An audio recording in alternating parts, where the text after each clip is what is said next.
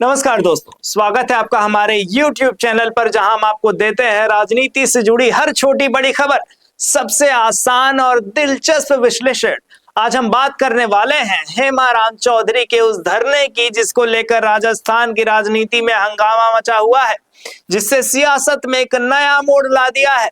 साथ ही हम यह भी जानेंगे कि इस धरने के पीछे कौन सी वो बड़ी वजह है, कौन सी प्लानिंग छुपी हुई है और इसका सचिन पायलट की राजनीति पर क्या असर होगा।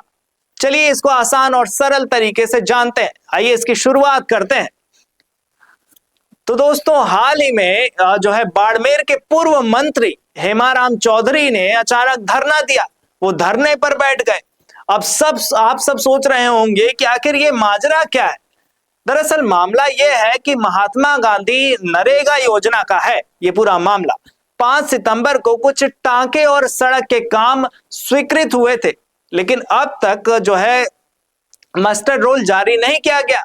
और हेमाराम का आरोप है कि ये सब राजनीतिक दबाव के चलते हो रहा है। उन्होंने एक बड़ा आरोप लगाया है कि यह पूरा मामला राजनीतिक दबाव की वजह से ये पूरा नहीं हो पाया।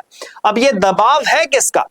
हेमाराम चौधरी का सीधा आरोप है कि बीजेपी की सरकार के कुछ नेताओं का हाथ है इसमें, और इस वजह से कांग्रेस से जुड़े लोगों का जो है काम नहीं किया जा रहा, उनको काम नहीं मिल रहा। इस मामले में एक पूर्व सरपंच का भी जिक्र हो रहा है, जो खुलेआम दावा कर रहा है कि उसकी मर्जी के बिना काम आगे नहीं बढ़ेगा, काम आगे नहीं होगा, जिसको लेकर ही हेमाराम चौधरी धरने पर बैठ गए और बीजेपी पर सीधा आरोप लगा रहे हैं।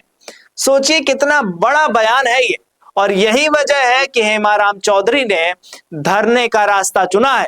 उनका कहना है कि अगर जल्दी मस्टर्ड रोल जारी नहीं किया गया तो ये धरना और भी आगे जाएगा और ऐसे ही जारी रहेगा।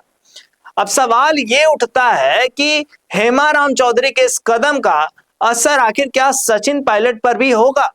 क्या असर सचिन पायलट पर भी देखा जाएगा? देखिए, सचिन पायलट की मुश्किलें पहले से ही कम नहीं है।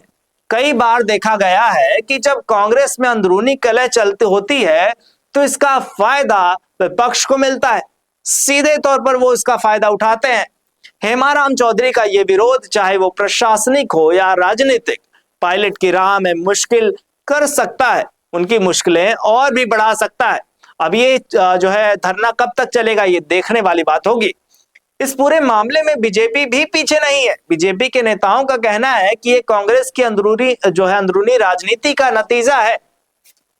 दूसरी ओर हेमाराम जी का एक ये भी दावा है कि कांग्रेस के नेताओं को काम नहीं मिल रहा। ये एक बड़ा सवाल खड़ा करता है कि क्या सच में राजनीतिक दबाव इस हद तक बढ़ चुका है कि भाई अगर आप दूसरी पार्टी से हो तो आपको काम नहीं दिया जाएगा। दोस्तों, ये मुद्दा केवल एक पूर्व मंत्री के धरने का नहीं है, ये उस सियासी तकरार का हिस्सा है जो राजस्थान की राजनीति को लगातार प्रभावित कर रही है। आने वाले दिनों में ये देखना दिलचस्प होगा कि हेमाराम चौधरी का ये विरोध कितना बड़ा रूप लेता है और कितना आगे जाता है, और इसका उपचुनावों पर क्या असर पड़ता है, ये एक बड़ा सवाल खड़ा करता है, क्योंकि उपचुनाव नजदीक है और इसका असर भी देखने को मिल सकता है। तो दोस्तों, आपकी क्या राय है इस पूरे मामले पर? क्या हेमाराम चौधरी का ये विरोध सचिन पायलट के लिए नई मुश्किलें खड़ी कर सकता है, या फिर ये मामला सुलझ जाएगा? अपनी राय हमें कमेंट में जरूर बताइए और देखते रहिए संवाद भारत का, भारत के लिए। नमस्कार। क्या आप भी मेरी तरह न्यूज एंकर या रिपोर्टर बनना चाहते हैं? या फिर आपका सपना है बड़े न्यूज चैनल्स में काम करने का? या फिर आप बनना चाहते हैं वीडियो जर्नलिस्ट या डायरेक्टर? तो आज ही एडमिशन लीजिए Michigan institute of media studies यानी कि MIMS में, जहां आपको मिलेगा मौका डिजिटल न्यूज चैनल में काम करते हुए सीखने का भी, साथ ही साथ बड़े बड़े चैनल्स में काम करने वाले एडिटर्स और एंकर्स के साथ सीखने का मौका। ज्यादा जानकारी के लिए आज ही विजिट कीजिए mishimediasolutions.com/MIMS पर। तो आज ही मिशिगन इंस्टीट्यूट का हिस्सा बनिए और अपने सारे सपने पूरे कीजिए।